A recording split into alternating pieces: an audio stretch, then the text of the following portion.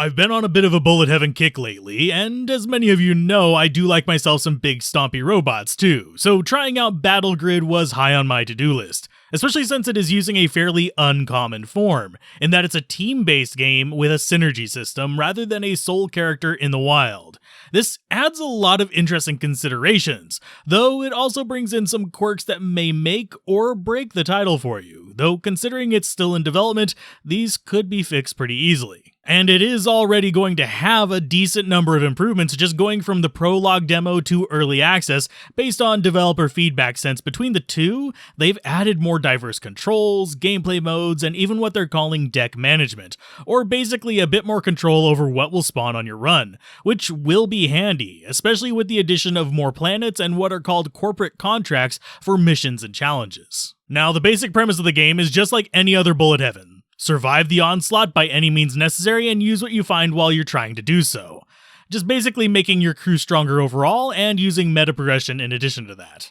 In the prologue, this is fairly limited. You have global meta progression boosts, one planet, and an in-game progression similar to teamfight tactics. This is still fairly interesting because as you grow your team, your positioning of the characters you get and the weapons you choose to put on them will have a pretty big influence on how you play. Do you put the tanks on the outside to soak hits, but reduce the reach of your aggressive characters? Or do you skip defense and go pure offense to try and just overpower anything before it can get close to you? Combine this with the synergy systems, both in weapons and mechs, and you'll have some interesting choices to make.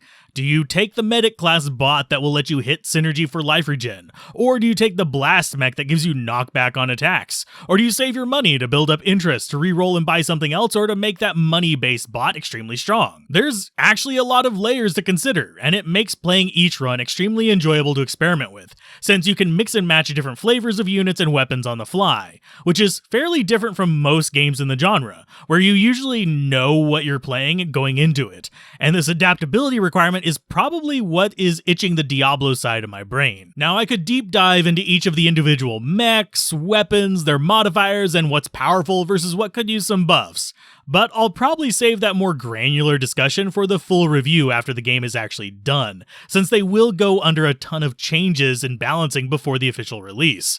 But I would say the highlights for me are some of the reload manipulators and the knockback effects. Though admittedly, that second one does not work on all enemies, and later on, I usually do take a buff that sacrifices knockback for a decent bump in damage output. That said, in-game, the loop is actually fairly straightforward if you've played any auto-battlers. You start your first round by grabbing a mech and hopefully a decent weapon from the shop as you get your starter, just to get the ball rolling on killing enemies. You're limited to one mech starting out, and you have limited funds, but it still does decent enough to get those first few enemies. And as you kill them, they will drop experience to level you up. With each of the level ups, the shop resets unless you froze it previously to save something you wanted, and you also get money and grid experience. Money is basically a flat rate that you can boost with certain mechs, as well as an interest boost if you have over 10 of the currency in the bank. And grid experience will move you towards being able to hold more mechs in your party, up to a maximum of 10 with full upgrades, though you'll only reach that maximum cap by spending your coins or getting certain upgrades from boss drops. And really, saving money can be beneficial and almost snowball if you have patience, especially since, like I said, a number of units actually get boosts based on your stored money, though you do have to balance it with dealing with the challenges you face, since you will need to buy and upgrade your mechs and weapons to survive the ever tougher onslaughts, and sometimes even need to spend that money to re-roll a section of the shop to try and get something you're looking for. In addition to leveling up, there are a couple other types of boosts. Occasionally, you'll get consumables alongside leveling up, which will give you a selection of a single-use, usually aimed ability that can do everything from drop lasers and black holes to provide healing auras. And yes, there are a handful that can even just give your team global damage reload or recharging bonuses, but they're less common than the single-use, just targeted stuff. I found that after my first few runs, though, I didn't really need these, because on higher difficulty zones in the full game, you might, but they are less important in the demo and in the kind of like early part of the game, because things just aren't as tough. Now, you also get boss drops, which give you some money and a permanent skill. These obviously drop from bosses, but they also drop from the pulsating masses you'll find scattered around the map, which for anyone new to the game, you'll want to follow those red lines on the ground in the demo to find them, and hopefully they continue providing these indicators on future maps. These serve not only as mini boss encounters, but they are also your experience vacuums, since when you pop them, they reveal the enemies inside. It also sucks up all the experience you've left behind on the map and gives it to you.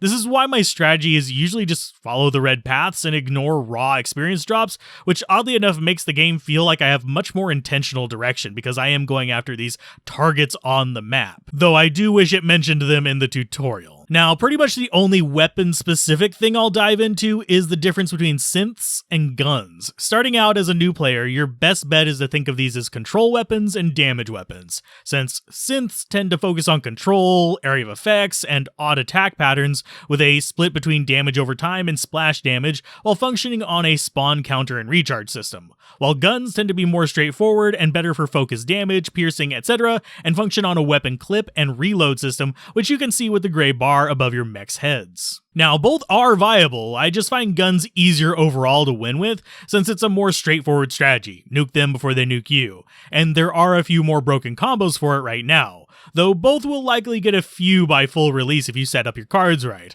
I also found it harder to tell what's going on when using synths because they tend to have more drastic and chaotic animations like tornadoes, explosions, cones, etc. that make it harder to spot enemies and their moves. Though, speaking of enemies, they're fairly middle ground in terms of complexity, since you do have a few that do things such as burrow, float in a spiral, or summon spikes from the ground, which are strategies that bosses use as well, at least the floating and spikes things are. So it's not all chasing just straight at you like a lot of other survival-style games, but it's also not as complex as some of the others that I've seen. It is worth noting, though, that due to this being a party-based bullet heaven, your crew can actually start taking up a decent chunk of the screen space, and you will need to if you want to be able to survive, since things can only be taken up to level 3, so you will eventually be outgunned and need the bodies.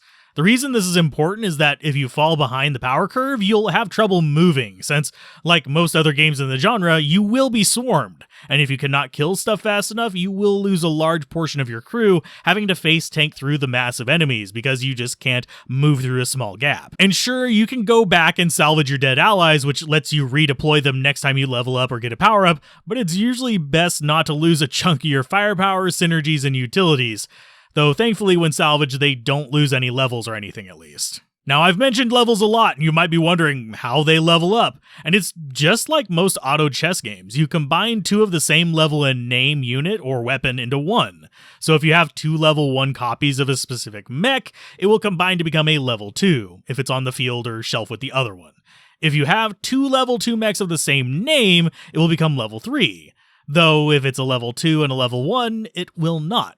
So basically, to get anything to max level, you need to find 4 copies of it while leveling up. There's no experience system in this, so if you have bad rolls, you can end up with a bunch of level 1 mechs that never get to grow while playing, and the same goes for weapons. Now, before you get ahead of this, for the synergy effects, you need unique named mechs or weapons as well. So you can't go synergies by putting both a level 1 and a level 2 of the same mech on the field. But you can get synergies by putting a mech and another similar but different named mech on the field. The same goes for weapons. As far as wishlist for the game, main thing I want is a zoom out function, since at higher levels, packing a full party of level 2 and 3 mechs will eat up a huge chunk of your screen, and it is really my only major gripe with this game. Though I do wish some of the skills had slightly longer default ranges, I understand it's there to force you to decide whether you want your damage dealers positioned here or there, since sometimes your right flank cannot cover your left flank, so you have to decide how to approach enemies. I would also like to see more of a capstone to playing through a zone, though I have a feeling that's probably coming with the shift to early access. As it stands, the end of the level is usually you just killing waves of enemies as the screen turns green, with the last boss usually coming some minutes before. I would much rather see, at the 20-minute mark, a boss spawn to kill, and then that ultimately concluding the mission when you kill it. It would make it feel more satisfying even if the boss isn't a Grim Reaper or Invincible Death Machine like in some other bullet heavens. The only other thing I could think would maybe make an exfil point instead of a boss, but that doesn't really fit the theme of this type of game. As far as meta progression, it's fairly simple now, though a lot of the changes coming in early access have the feel of things that will improve the between run experience.